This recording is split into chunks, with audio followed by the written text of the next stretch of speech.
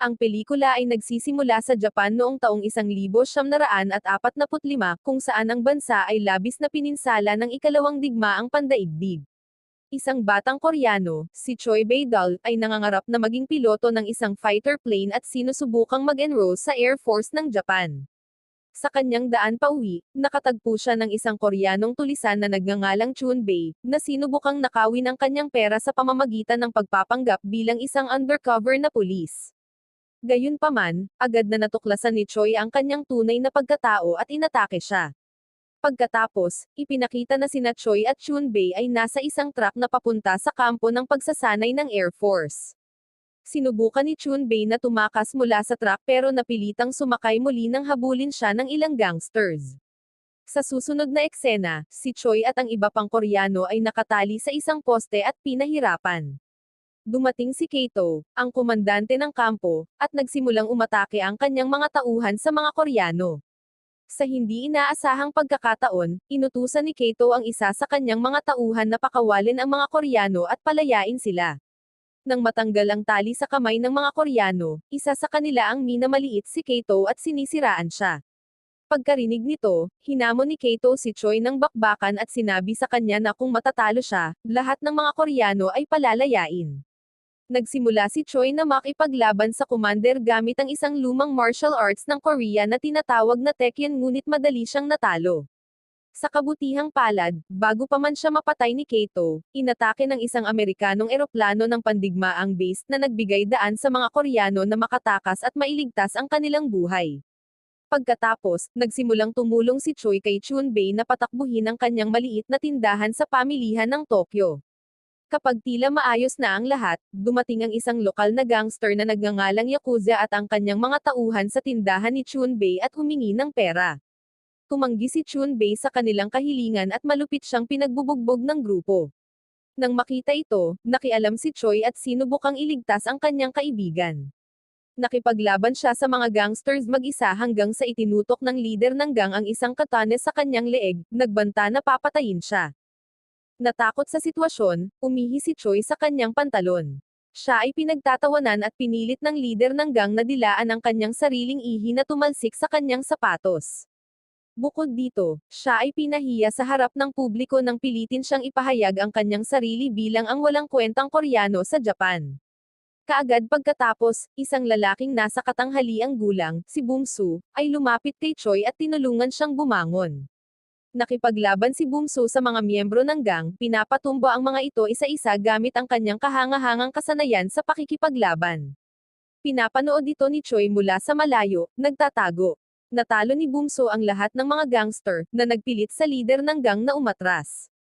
Sa kalaunan, nalaman na si Bumsu ay isa ring eksperto sa martial arts mula sa parehong lungsod sa Korea kung saan galing si Choi. Dinala niya sina Choi at Chun-bae sa isang circus kung saan maraming mga immigrant mula sa Korea ang nagtutulungan para makahanap ng kabuhayan.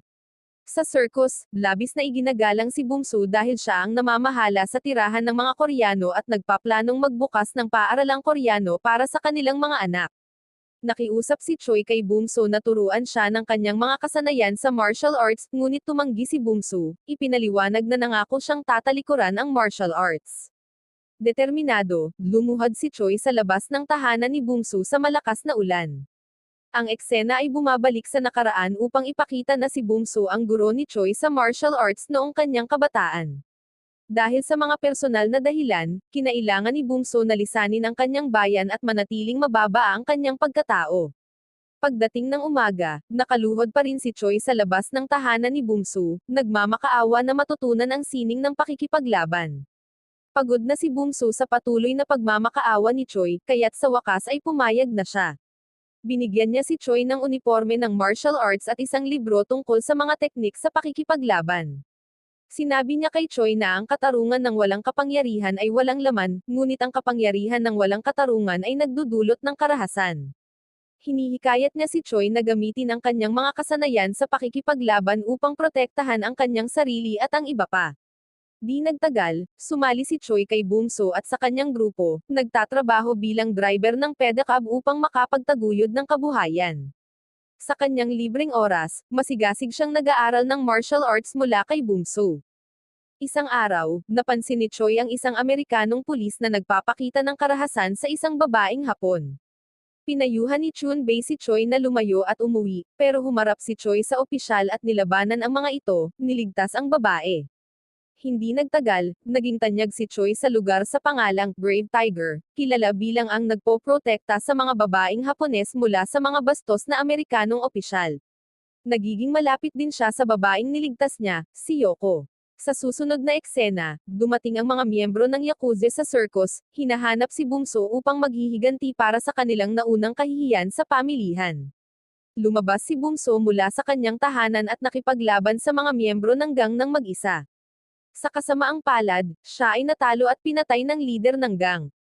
Nang dumating sina Choi at Chun Bei, nagulat sila nang makita ang mga imigranteng Koreano na nagluluksa at nakita nila si Bumso na nakahandusay na patay sa lupa. Kinabukasan, nagpasya si Choi na maghihiganti sa pagkamatay ng kanyang guro na si Bumso. Naglakad siya mag-isa patungo sa punong tanggapan ng Yakuza, ngunit sa kanyang gulat, sinundan siya ng iba pang mga imigranteng Koreano, armado at handang makipaglaban.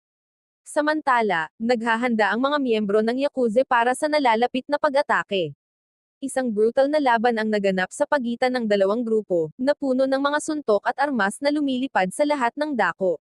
Sa gitna ng laban, isa sa mga immigrant mula sa Korea ang nakatama sa lider ng Yakuza ngunit malupit siyang binugbog ng mga miyembro ng gang. Natapos ang kaguluhan nang dumating ang pulis at pinaghiwalay ang dalawang grupo. Sa susunod na eksena, makikita si Choi na nag-iimpake ng kanyang mga gamit, nagpa siya na umalis at lisanin ang lugar. Pakiramdam niya ay nabigo siyang protektahan ang kanyang mga tao. Sinubukan siyang pigilan ni Yoko, pero nanatili siyang matatag sa kanyang desisyon at umalis. Sa bundok, nagsisimula si Choi ng masusing pagsasanay upang pagbutihin ang kanyang mga teknik sa pakikipaglaban. Nagpa-practice siya ng walang tigil, araw at gabi, tinitiis ang matinding lamig at iba pang hamon sa kaligtasan. Gamit ang mga pansamantalang kagamitan sa pagsasanay at ang librong ibinigay sa kanya ni Bumsu, pinapatalaga niya ang kanyang mga kasanayan, determinado na maging mas malakas. Sa simula, nahihirapan si Choi na makibagay sa malamig na klima sa bundok. Gayunpaman, matapos ang ilang araw na pananatili doon, nagsisimula ng mag-adjust ang kanyang katawan, at siya ay lumalakas. Nag-eensayo siya ng pagbasag ng mga bato gamit ang kanyang mga kamay at pagsipa sa mga punong kahoy ng may malakas na puwersa.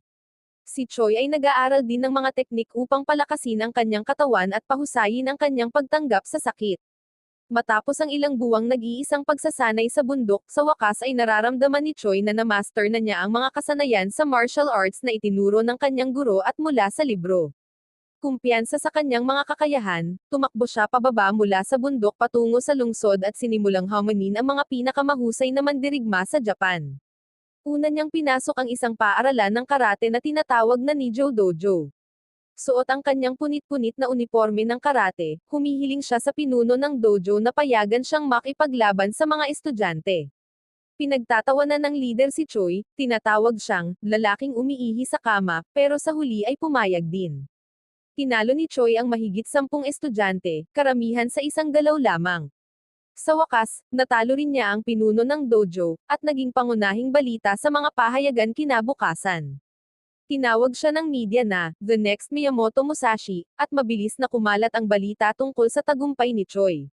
Umabot ang balita kay Kato, na ngayon ay ang pinuno ng Japan Karate Association.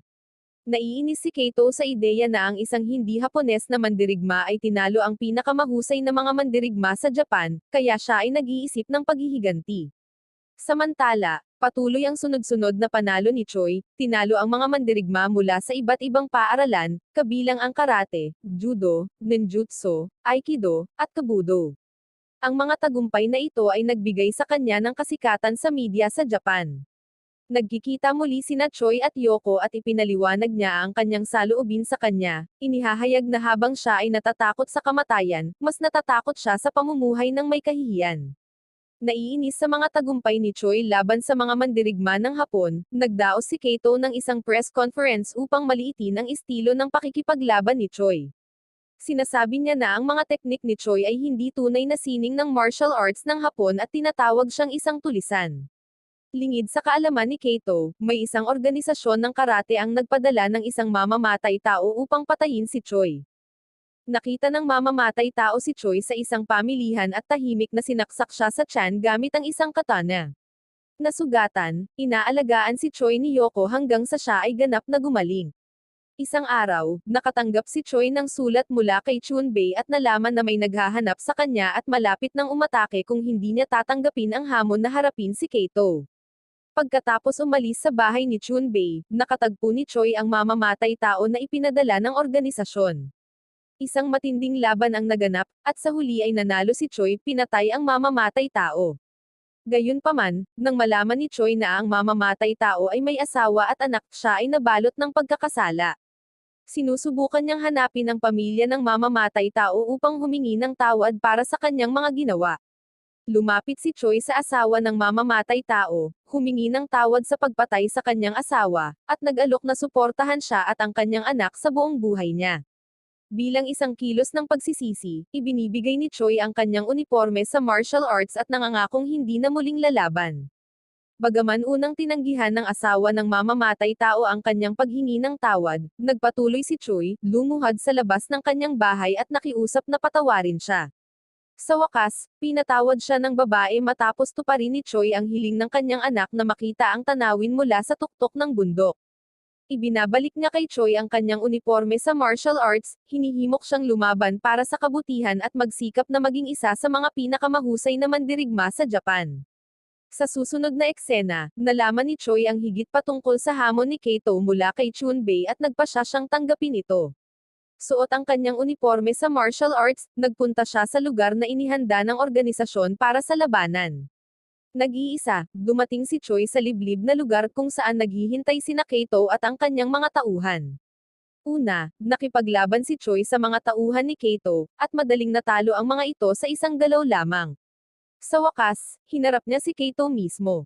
Kumpiyansa sa kanyang mga kakayahan, minamaliit ni Kato si Choi. Gayunpaman, nang magsimula ang laban, ang bagong pinahusay na estilo ng pakikipaglaban ni Choi ay napatunayang isang matinding hamon, na naglagay kay Kato sa isang hindi kanais-nais na kalagayan. Inaatake ni Choi si Kato gamit ang sunod-sunod na malalakas na sipa at suntok, pinabagsak siya sa lupa. Bagaman sinisikap ni Kato na lumaban, nabali ang kanyang bukong-bukong matapos tiisin ang maraming malalakas na sipa mula kay Choi. Sa kabila ng kanyang pinsala, bumangon si Kato at patuloy na lumaban, ngunit hindi nagtagal ay muntik na siyang matamaan ng isang malakas na suntok. Nakita ang mahina na kalagayan ni Kato, nagpakita ng awa si Choi, itinigil ang kanyang suntok 1 pulgada na lang mula sa mukha ni Kato. Tinatanggap ang kanyang pagkatalo, inamin ni Kato ang pagiging malakas ni Choi at kinilala ang kanyang natatanging estilo ng pakikipaglaban. Ang mga tao ni Kato ay yumuko rin bilang paggalang kay Choi. Pagkatapos ng laban, ipinapakita si Choi na nakikipaglaban sa isang ligaw na kalabaw, pinapakita ang kanyang napakalakas na lakas habang hinahawakan ang ulo nito at binebali ang mga sungay nito. Sa huling eksena, ipinapakita sa mga manunood ang mga makasaysayang katotohanan tungkol kay Choi. Ipinakita na natalo niya ang daan-daang eksperto sa martial arts sa buong mundo at itinatag ang isang bagong estilo ng karate na kilala bilang Kyokushin. Nagtatapos ang pelikula sa pagsasabi na ito ay batay sa isang tunay na kwento. Wow naman! Doon nagtatapos ang pelikula mga idolo, salamat sa inyong panonood.